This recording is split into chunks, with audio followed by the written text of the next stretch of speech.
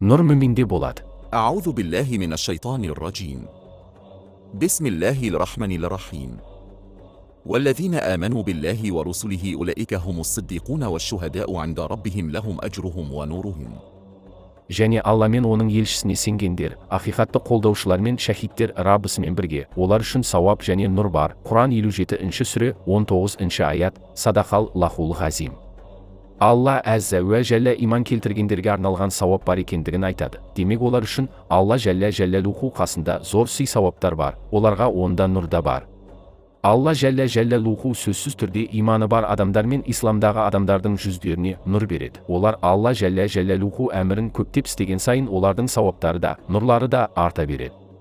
Ал кәпірде нұр болмайды. Сондықтан олар көрер көзге әдемі көріну үшін көптеген істерді істейді және барынша құлшынады. Бірақ нұр болмаған кезде оларда еш әдемілік болмайды, тек қараңғылық болады. Адам иман нұрына ие болу үшін Алла жәллә жәлләлухуға және Алла жәллә жәлләлухудың бар екендігіне сенуі тиіс. Осыларды қабыл етуі керек. Себебі бұл нұр, осы сыр тек осылай келеді.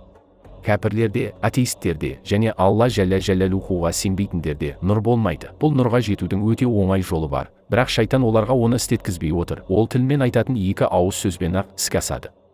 Демек сіз ла илаха иллалла Мұхаммадун Расулаллах десеңіз болғаны, бұл нұр сізге келетін болады. Ал пайғамбарымыз كلمتان خفيفتان على اللسان ثقيلتان في الميزان. яғни тілге жеңіл, таразыда ауыр екі ауыз сөз бар дейді. Осы екі сөйлем өте жеңіл, олар тілмен айтуға өте жеңіл, бірақ ол мизанда яғни қиямет күнгі таразыда ауыр, сонда ауыр, ол таразыда ауыр және адамды жәннатқа алып кіреді. Ал егер адам оны айтпаса, мейлі ол сонша бос нәрселерді қуып, мен бұндай, мен сондай десін, ол пайдасыз болар. Ал шайтан болса, адамдарды осы бір берекеден бар шамасы келгенінше құр қалдыруға тырысады. Ол бұған бастан ақыр құлшынып келеді. Бірақ көптеген адамдар оның артында жүр. Алла жәллә жәлләлуху бізді панасына алғай.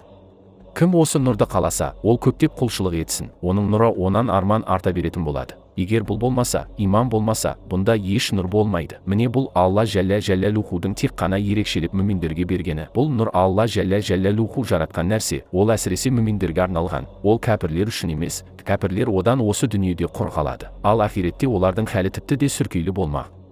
Алла жәллә жәлләлуху бізді панасына алғай, иманымызды қуаттағай, иншалла. Уәмин Аллахи тауфиқ. Әл-Фатиха. Әулие сопы Маулана Шайх Мехмет Әділ әр Раббани Хазірет. Нақшбанд тариқатының 41-ші әулие пір шайығы.